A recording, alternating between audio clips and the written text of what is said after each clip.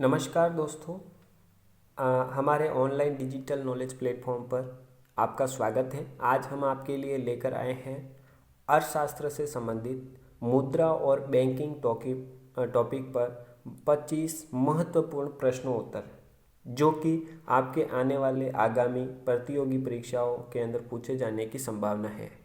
तो यदि आप प्रतियोगी परीक्षाओं की तैयारी कर रहे हैं और अर्थशास्त्र से संबंधित इस टॉपिक के बारे में आप अगर विस्तार पूर्वक वन लाइनर के माध्यम से अगर अध्ययन करना चाहते हैं तो यह क्लास आप अंत तक जरूर देखें। चलिए आज के क्लास की हम शुरुआत करते हैं। पहला प्रश्न आपका स्क्रीन पर है, एक अच्छी मुद्रा के गुण बताइए। प्रश्न पूछा जा सकता है, एक अच्छी मुद्रा के गुण बताइए। आपको ऑप्शन दिया हुआ हो सकता है, तो आपको इन 3 ऑप्शन में से, यानी कि जो ऑप्शन दिए हुए हैं इन 3 ऑप्शन में से अगर आपको कोई ऑप्शन मिले तो आपको उस पर टिक करना है, क्योंकि मुद्रा के अंदर तरलता का गुण होना चाहिए, मुद्रा जो है टिकाऊ होनी चाहिए और जन स्वीकृति उसे प्राप्त हुई होनी चाहिए, तभी उस मुद्रा का जो गुण है वह अच्छा माना जाएगा। चलिए नेक्स्ट प्रश्न है, साख का निर्माण कौन करता है। साख यानी कि क्रेडिट यानी कि लोन, है ना। ऋण का निर्माण कौन करता है, तो ऋण का जो निर्माण है वह व्यावसायिक बैंक करते हैं। सही बात है। आपको ध्यान रखना है कि जो कॉमर्शियल बैंक के होती है वह क्या करती है, वह साख का निर्माण करते हैं। अगला प्रश्न है, भारत में केंद्रीय बैंक की स्थापना किस कमीशन की सिफारिश पर हुई थी। यहाँ पर केंद्रीय बैंक, है ना, सेंट्रल बैंक के बारे में पूछा गया है। तो उसकी जो स्थापना है वह स्थापना हिल्टर यंग कमीशन की सिफारिश पर हुई थी। याद रखें, इसके बारे में प्रश्न जो हैं आने के बहुत ही ज़्यादा चांस रहते हैं, क्योंकि केंद्रीय बैंक के प्रश्न हर एक एग्ज़ाम के अंदर पूछे जाते हैं। अगला प्रश्न है आपका स्क्रीन पर,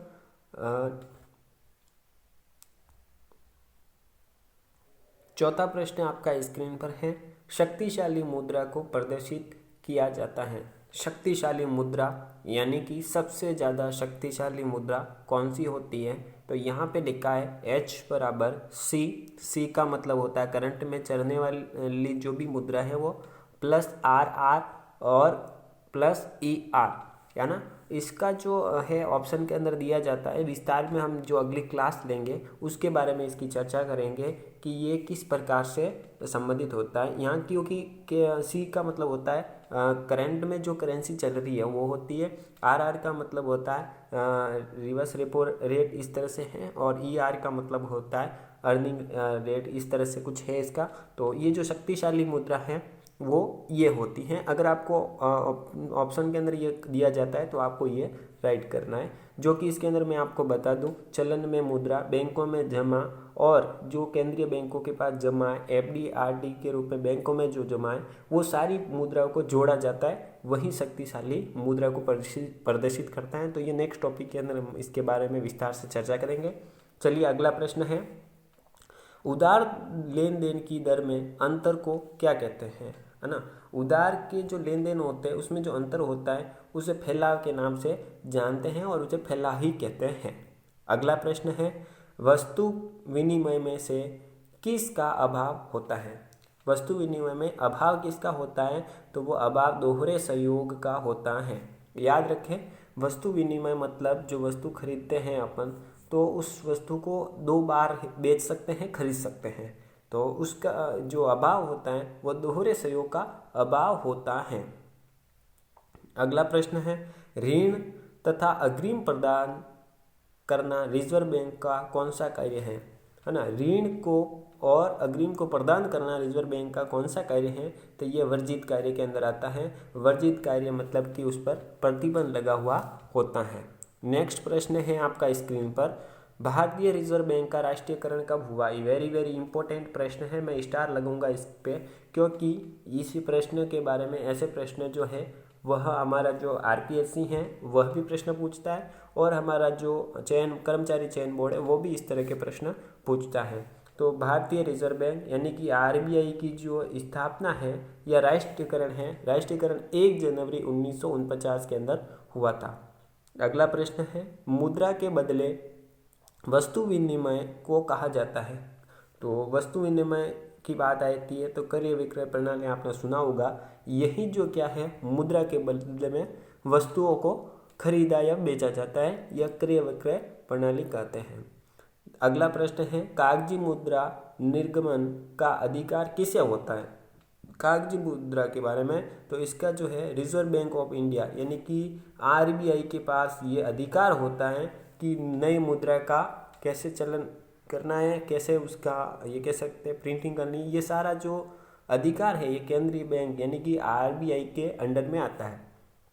अगला प्रश्न है, उस दर का नाम बताइए जिस पर रिजर्व बैंक व्यापारिक बैंकों से ऋण लेती है। बिल्कुल, जब बैंकों के पास बहुत सारा पैसा जमा हो जाता है ना, बहुत सारा पैसा जमा हो जाता है, जैसे कि मान लो बैंक की जो लिमिट है वो 5 लाख है, 10 लाख है और बैंकों के पास पैसा 25 लाख आ गया या फिर 30 लाख 50 लाख रुपए आ गया, तो इस केस में जो बैंकें हैं वो अपना जो पैसा है वो पैसा सीधा आरबीआई के पास जमा करवाती है और आरबीआई को इस रिवर्स रेपो रेट के माध्यम से देने पर जो आरबीआई है वह बैंकों को क्या करती है, ब्याज देती है।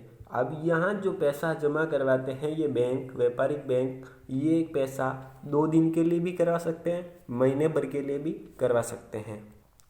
और बात अगर की जाए, अगर आरबीआई को पैसों की ज़रूरत होती है तो यहाँ व्यापारिक बैंकों से ऋण के रूप में भी ले सकती है, क्योंकि इस यहाँ पर कुछ नियम और शर्तें होती हैं जो कि कुछ शेष जमा रखते हैं बैंक आरबीआई के पास व्यापारिक बैंक। उसी का एक उसके अंदर एक टॉपिक है रिवर्स रेपो रेट, जो अगली हमारी क्लासें होंगी तो उसके बारे में मैं विस्तृत में इस टॉपिक को आपके सामने रखूँगा कि रिवर्स रेपो रेट क्या होती है, बैंकों के किस प्रकार के अलग अलग रेट्स होते हैं, किस प्रकार के इंटरेस्ट लगते हैं, उसकी मैं डिटेल से आपको बताऊंगा।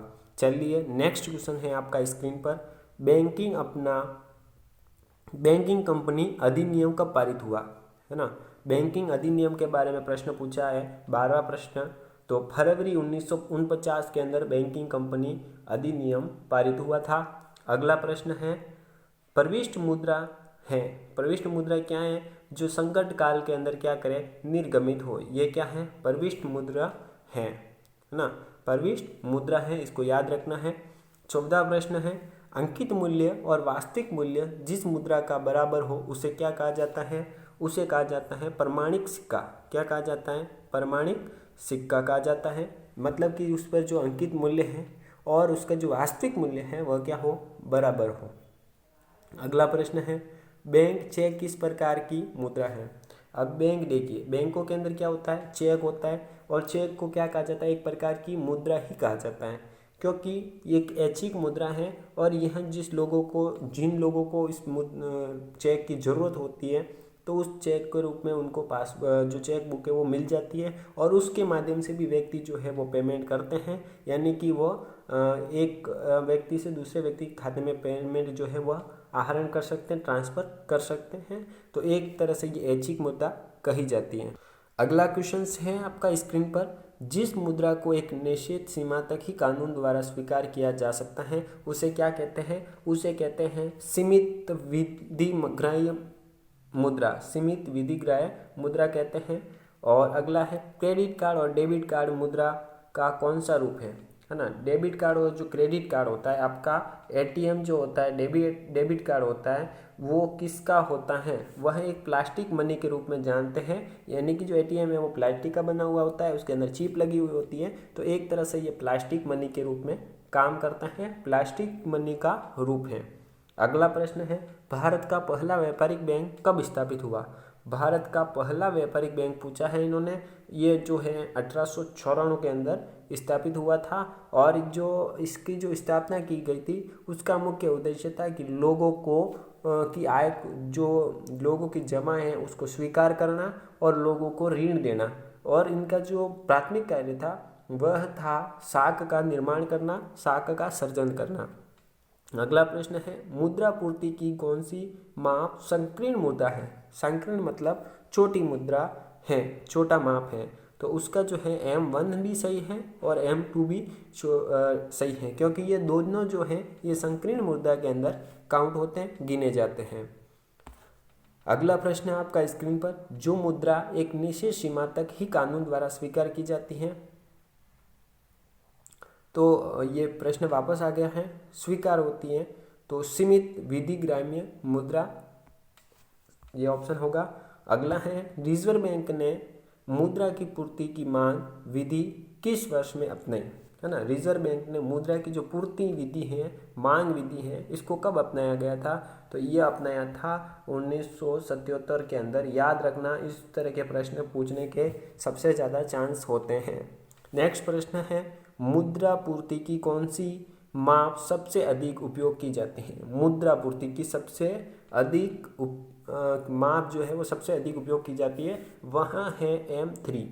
M3 से मैं संबंधित बताऊं तो M3 के अंदर M1 प्लस जो बैंकों के पास FDs RDs होती है वो सभी सम्मिलित होती है, और जो पोस्ट ऑफिस के अंदर जो जमाएं होती है वो सारी जमाएं होती है, और M1 के अंदर जो है जो चलन मुद्राएं हैं जो बैंकों में जमा है वो सारी की सारी जमाएं इसके अंदर आती है। तो मतलब सबसे अधिक उपयोग में M3 जो है ये ली जाती है। अगला प्रश्न है, भारत में पहला व्यापारिक बैंक कब स्थापित किया था, और पहला व्यापारिक बैंक कौन सा है, ये भी पूछा जा सकता है। तो इसका जो सही आंसर है वह है 1884 में पंजाब नेशनल बैंक जो है पहला व्यापारिक बैंक का स्थापित किया गया था।